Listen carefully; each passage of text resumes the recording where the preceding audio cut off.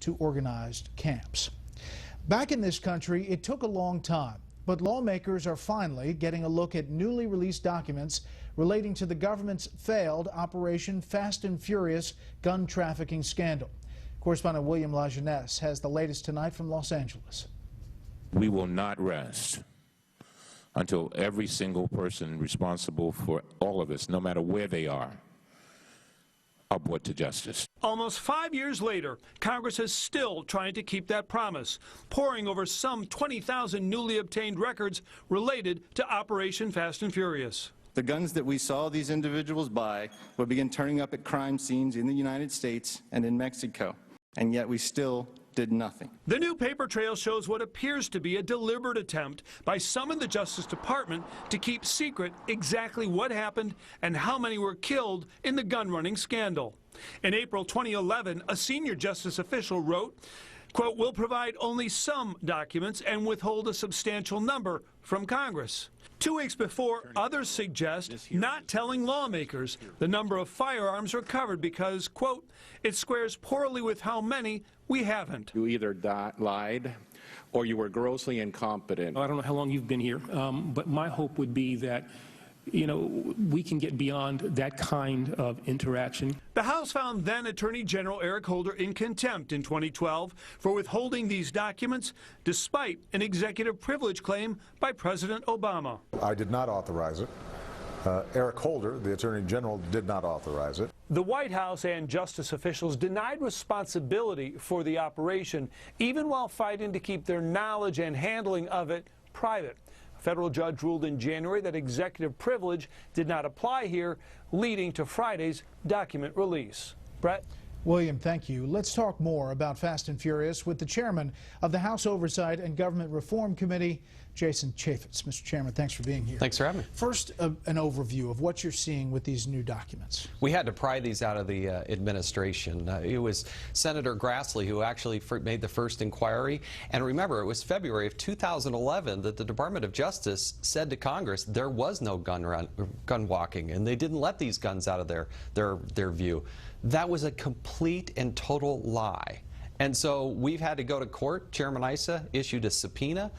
But now the court has ruled mostly in our favor, and the Department of Justice has had to cough up nearly 20,000 new documents. Let's look at a couple of these emails and documents. One from April 1st, 2011. A senior Justice Department official tells the head of legislative affairs, "We'll provide only some and withhold a substantial number of documents." Of all the people out there should understand how a subpoena works, it's the Department of Justice. It's not a suggestion, it's not a request. It is a compulsion to provide to the United States Congress all the documents in your possession. And here, in writing, they're demonstrating that they are not complying with the law. They are breaking the law by telling us that they're only going to provide a couple of the documents. October 2011, a senior aide to the Attorney General mocks other top department officials for the idea of complying with the committee request. He states, quote, "And if the answer is we owe it to Issa," Chairman Issa at the time, "to give him this stuff first, well, that's obviously ridiculous." Well, it's not about Darrell Issa, although he did an exceptional job of requesting these documents, but when you have a duly issued subpoena,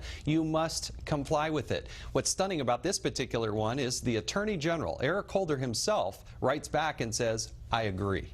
And so there was a concerted effort here to make sure that the Congress never saw the light of day on these documents. They still owe us more. We're appealing this ruling because we think we need 100% of the documents to get to 100% of the truth, and that's what we're committed to. Well, the Attorney General was censured by the House over this very incident. They still want the documents. I mean, it was the first time in the history of the United States of America we held the Attorney General in contempt of Congress, and I think it's boring itself out that there was a very concerted effort from Eric Holder himself, his senior top advisors, to make sure that Congress did not get the truth because they didn't want us to see the documents. Mr. Chairman, here's what I hear when I travel the country.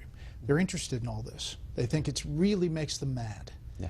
But they want to know what the heck happens. What is going to happen as a result of all these investigations? Fast and Furious, the IRS, Benghazi. Yeah. They like hearing about the details, but they really want to hear what's going to happen as a result of these investigations. There are a lot of people that come before my committee in oversight, but they don't give me handcuffs. I kind of wish they did, but they don't give the legislative branch. I can shine light on it, and in the case of the IRS commissioner, I want to do something that hasn't been done before, at least for the last 140 years, and that is we should impeach the IRS commissioner. If you're going to withhold documents, in the case of the IRS, Lois Lerner, they destroyed 24,000 documents that were in their possession. There needs to be a consequence to that. And you know what? The next administration, I hope, will have the guts to actually go back and prosecute these people because they're clearly breaking the law. So will this administration see anything as a result of what you're finding out in these documents? I hope so. We had to force this out of them. We got the courts to agree. That's why they had to provide these documents. We're going to provide that truth, and there may be some other consequences that we come up with down the line, but you have to have an administration of integrity, and that's why it's far time for us to have another election and get another administration in there. Mr. Chairman, thanks for being here. Thanks, Brett. This is a Fox News alert just moments ago.